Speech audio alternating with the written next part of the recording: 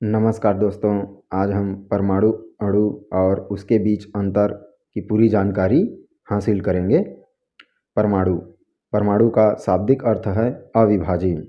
अविभाजी का यदि हम अर्थ देखें तो अ मायने नहीं और विभाजी मायने छोटे छोटे टुकड़ों में बांटना। तो जिसे छोटे छोटे टुकड़ों में नहीं बांटा जा सकता वह अविभाजी कहलाता है, अर्थात परमाणु को और छोटे टुकड़ों में विभाजित नहीं किया जा सकता। इसकी परिभाषा: तत्व या पदार्थ की सबसे सूक्ष्मतम कण जिसे और विभाजित नहीं किया जा सकता परमाणु कहलाता है। तत्व में है hydrogen, helium, lithium, sodium, potassium आदि। या पदार्थ ठोस, द्रव या गैस। पदार्थ क्या है इसके बारे में मैं वीडियो बना चुका हूँ।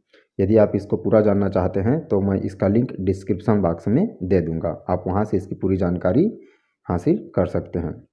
पदार्थ की सबसे सूक्ष्मतम कण, मान लिया जाए मैंने एक छोटा सा सिल्वर का टुकड़ा लिया, उसे काटते काटते काटते काटते इतने छोटे टुकड़े तक पहुंच गया कि वह सिल्वर कहलाने के लायक नहीं है, तो वह हिस्सा जिसे मैं और छोटे टुकड़ों पर नहीं बांट सकता वह परमाणु कहलाता है।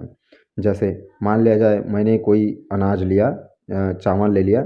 चावल को जब मैं एकदम बारीक पीस देता हूँ तो पीसने के बाद उसका जो सबसे छोटा टुकड़ा होगा, या फिर मैंने कोई ठोस वस्तु लिया, लकड़ी को मैंने आरा मिल में जा कर के पूरा उसको छोटे छोटे टुकड़ों पर काट दिया। इसके बाद उसके छोटे छोटे बुरादा बन गए या लोहे के छोटे से बुरादा बन गए।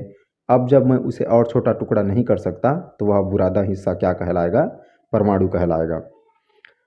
परमाणु रासायनिक अभिक्रिया में भाग लेता है।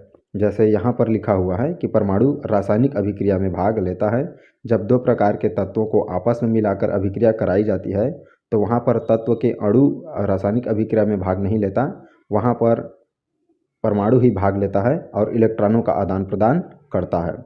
जैसे यहाँ पर चित्र पर दर्शाया गया है, छोटे से छोटा टुकड़ा ही उसका जो परमाणु है वह ही रासायनिक अभिक्रिया में भाग लेता है। दोस्तों, सबसे पहले यही माना जाता था कि परमाणु अविभाजित नहीं है। सन 1400 ईस्वी में महर्षि कणाद ने परमाणु को पदार्थ की सबसे सूक्ष्मतम कण माना था, जिसे वैज्ञानिक अरस्तु, प्लेटो और लूसियस ने भी इसे माना। परंतु सन 1804 ईस्वी में जॉन डाल्टन ने परमाणु का सिद्धांत दिया, तब यह स्पष्ट हुआ। आगे चलकर लगभग 19वीं शताब्दी के अंतिम में सर जे थॉमसन ने जब इलेक्ट्रॉन का खोज किया, उन्होंने कैथोड किरणों के आधार पर इलेक्ट्रॉन का खोज किया और उन्होंने यह सिद्ध कर दिया कि परमाणु अविभाजित नहीं है, परमाणु भी विभाजित है, जो इलेक्ट्रॉनों से मिल करके बना होता है। इस प्रकार जब इलेक्ट्रॉन का खोज हुआ तब लोगों में ये होड़ मच गया और उन्होंने अलग अलग चीज़ों के बारे में अध्ययन करना चालू किया और स्पष्ट हो गया कि परमाणु अविभाजित है और वह इलेक्ट्रॉन, प्रोटॉन और न्यूट्रॉनों से मिल करके बना होता है। तो आइए अब हम इलेक्ट्रॉन, प्रोटॉन और न्यूट्रॉन क्या है इसके बारे में अध्ययन करते हैं। परमाणु में इलेक्ट्रॉन, प्रोटॉन और न्यूट्रॉन पाए जाते हैं। इसे चित्र में व्यवस्था सहित दर्शाया गया है। तो अब हम इस चित्र को अध्ययन करेंगे कि उसे कैसे दर्शाया गया है।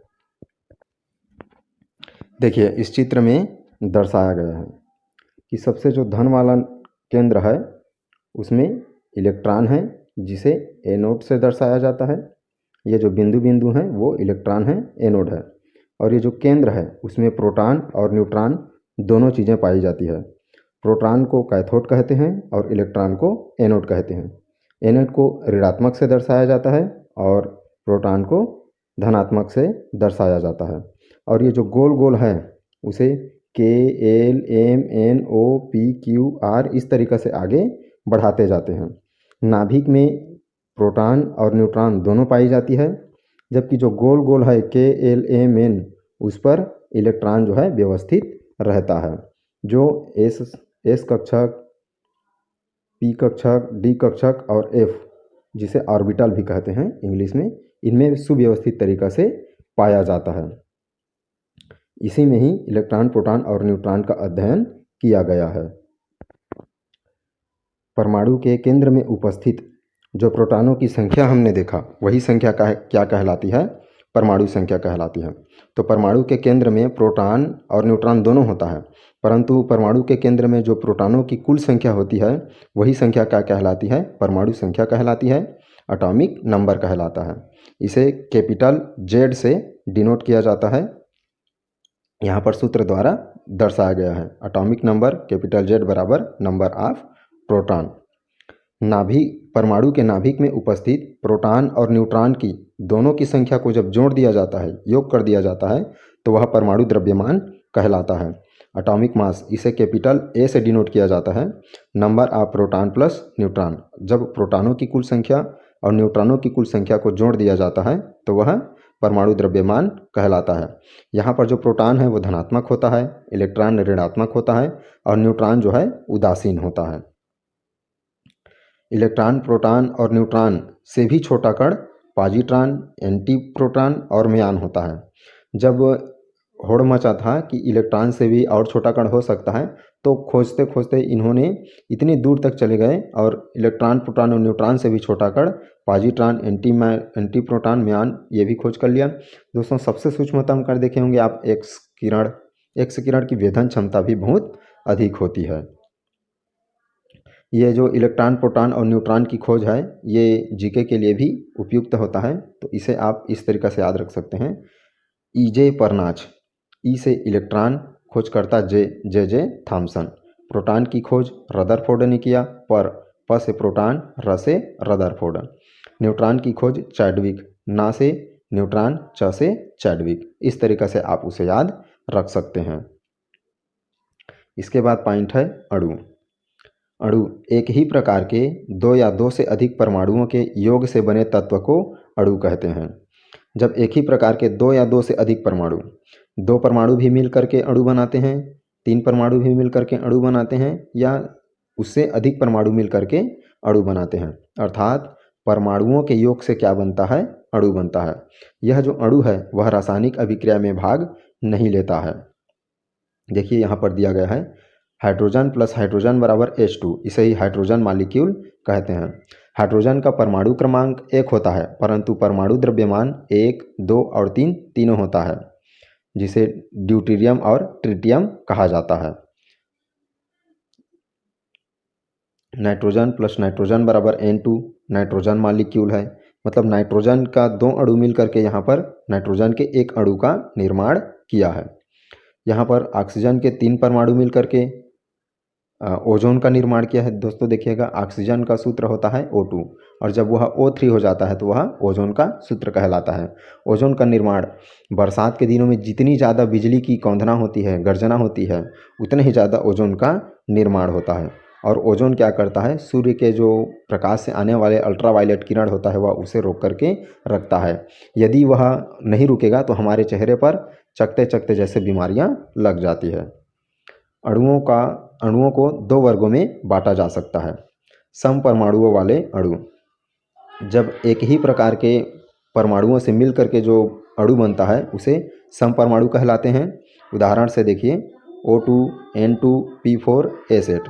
यहाँ पर ऑक्सीजन के 2 परमाणु मिले हैं, नाइट्रोजन के 2 परमाणु हैं, फास्फोरस के 4 परमाणु मिल करके और सल्फर के 8 परमाणु मिल करके एक अणु बनाए हैं। विषम परमाणुओं वाले अणु, जब अलग अलग परमाणु वाले मिल करके अणु बनाते हैं तो वह विषम परमाणु के उदाहरण है HCl, CH4। यहाँ पर हाइड्रोजन के एक परमाणु और क्लोरीन के एक परमाणु मिल करके अणु बनाए हैं। कार्बन का एक परमाणु और हाइड्रोजन के 4 परमाणु मिल करके CH4 मेथेन का निर्माण किया है। दोस्तों, इसे यौगिक भी हम कह सकते हैं। यहाँ पर CH4 तभी संभव है जब कार्बन का एक परमाणु और हाइड्रोजन के 4 परमाणु हो। यदि हाइड्रोजन के 2 परमाणु होगा तो फिर इसका जो एल्केन है वह कम हो जाएगा।